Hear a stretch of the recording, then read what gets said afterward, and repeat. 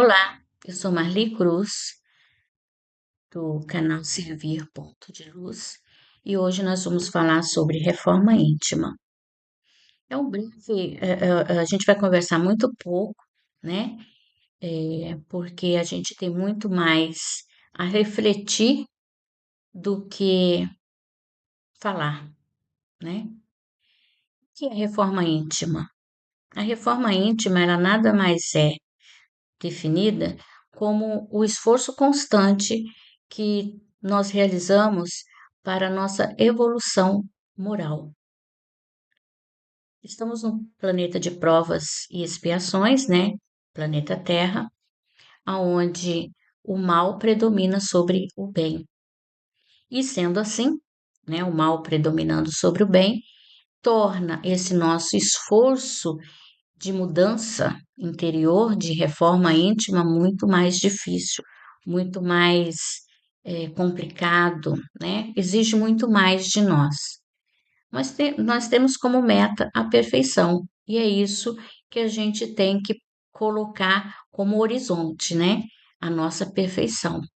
Então, a cada encarnação, nós vamos nos melhorando, nos lapidando e melhorando, fazendo com que as nossas virtudes sejam maiores do que os nossos defeitos, até até termos a ausência total de imperfeição e somente a perfeição, né? Deus, nosso Pai, como é misericordioso, bondoso, amoroso, né? Ele nos oferece, além da encarnação como oportunidade, ele nos oferece dia após dia, durante toda a nossa encarnação, situações, nos oferece eh, momentos, oportunidades para esse aprimoramento, para esse aperfeiçoamento, né? A gente passa por problemas, a gente passa por dificuldades, a gente passa por dores, por alegria, por tristezas, por doenças, por uma série de situações, e a cada uma há sempre uma lição a ser aprendida. Mas Deus não nos oferece só essas oportunidades, não. Ele também nos oferece, nos contempla com três ferramentas que eu acho assim, primordiais para que a gente possa fazer essa reforma íntima, que é a inteligência, a consciência e o livre-arbítrio. Com a inteligência, a consciência e o livre-arbítrio, a gente vai caminhando, né, nessa caminhada evolutiva, onde nós, lá atrás, há muitas encarnações, nascemos simples e ignorante e estamos caminhando rumo à perfeição, né? Existe um ditado chinês que diz que uma caminhada de 100 milhas começa com o primeiro passo. E assim foi nas nas nossas primeiras encarnações até hoje. A gente está a caminho, né? Então a gente pouco a pouco, passo a passo, a gente vai caminhando rumo à nossa evolução total e plena, né?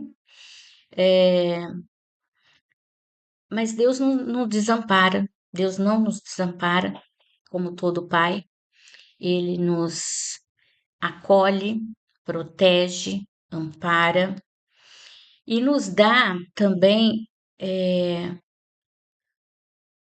as situações, né, que a gente vai alcançando de acordo com o nosso degrau evolutivo, a gente vai alcançando degraus, né, degraus, para alcançarmos a evolução, a nossa evolução. Esse caminho que a gente percorre é um processo pedagógico, né?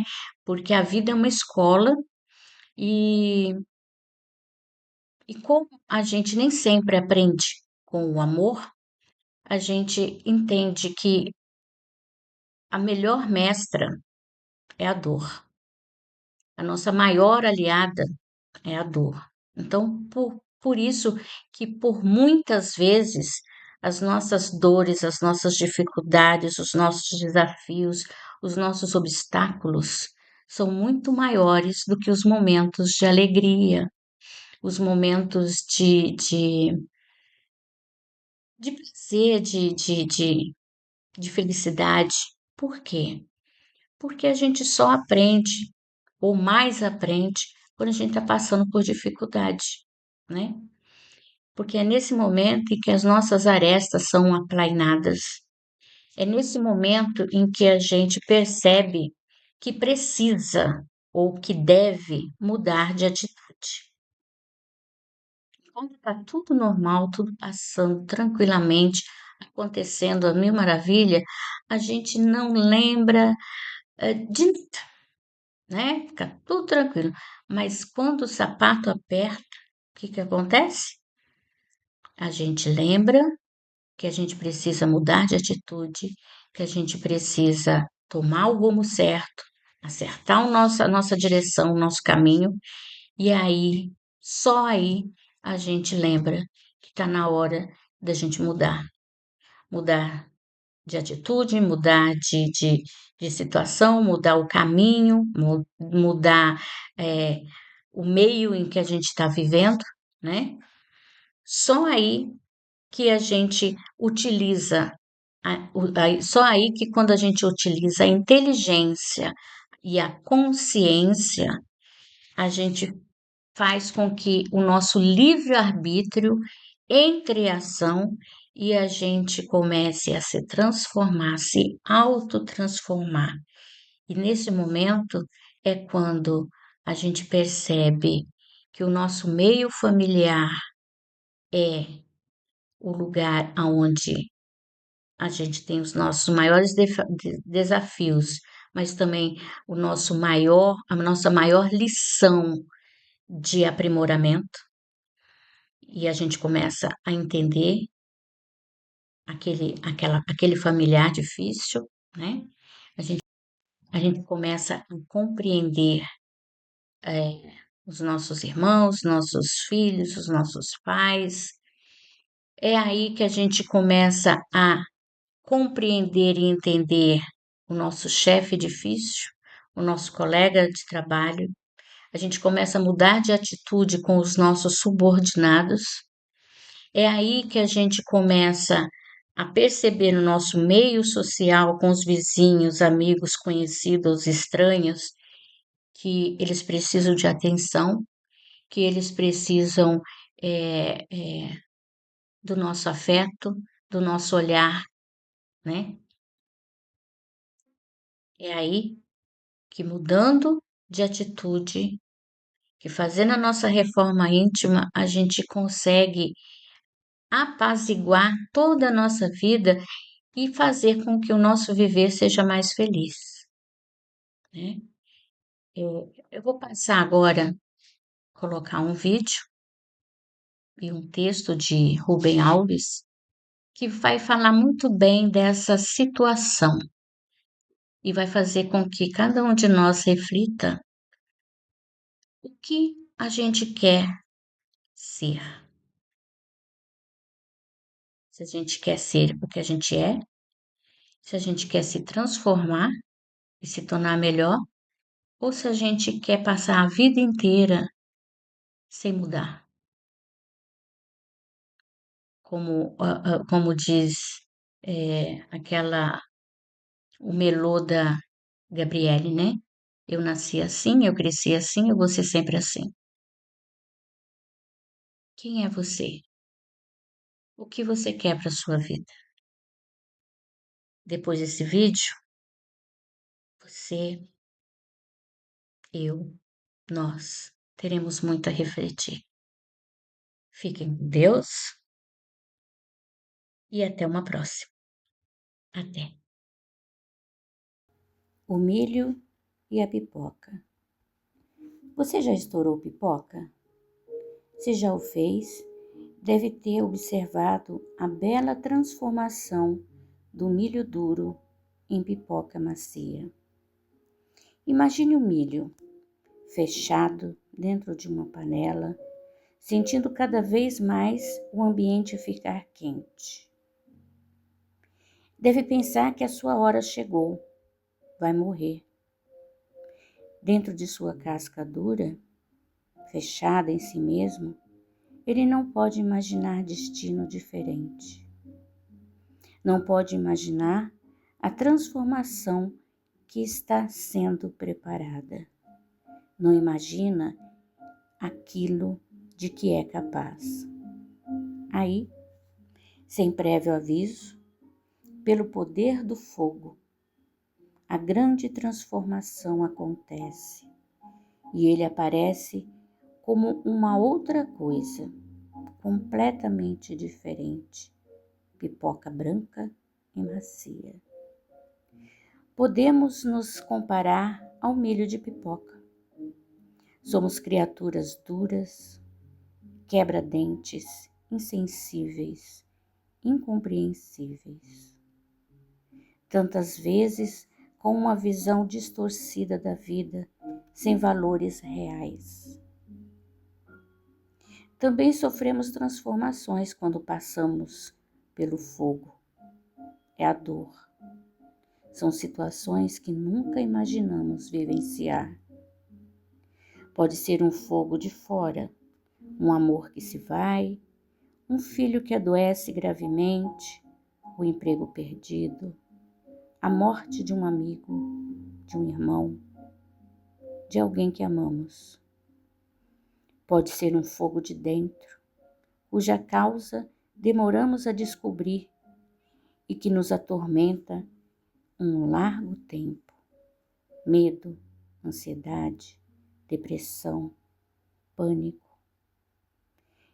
Enquanto estamos sofrendo a ação incômoda do fogo, desejamos ardentemente que ele se apague, a fim de que tenhamos repouso das dores. Contudo, sem tal sofrimento, não acontecerá a grande transformação. Quem não passa pelo fogo fica do mesmo jeito a vida inteira. São peças de uma indiferença e uma dureza assombrosas. Só que elas não percebem. Acham que o jeito de ser está ótimo. Por outro lado, existem pessoas que, por mais que o fogo esquente, se recusam a mudar. Acham que não pode existir nada mais maravilhoso do que o jeito delas serem. A sua presunção e o medo são a dura casca que não estoura. Essas podem ser comparadas ao piruá. Aquele milho de pipoca que se recusa a estourar e ficar no fundo da panela depois do alegre estouro da pipoca. Lamentavelmente, essas criaturas não se permitem estourar na flor branca e macia para dar alegria a alguém. Não desejam se tornar mais maleáveis, doces, amorosas. Perdem a chance de conquistar amizades que poderiam logo mais se solidificar em amores para o futuro risonho. Ser piruá ou pipoca estourada, eis a opção. Aqueles que desejam ser felizes e fazer os outros felizes aceitam as lições das dores, tornando-se mais afáveis, gentis no trato, ponderados no falar. Aprende a usar a empatia, a compreender as dores alheias. Mas o piruá continuará sempre o mesmo. Esse texto é baseado no livro O Amor que Acende a Lua, de Rubens Alves, e no livro Vida e Mensagem. Que Deus os abençoe.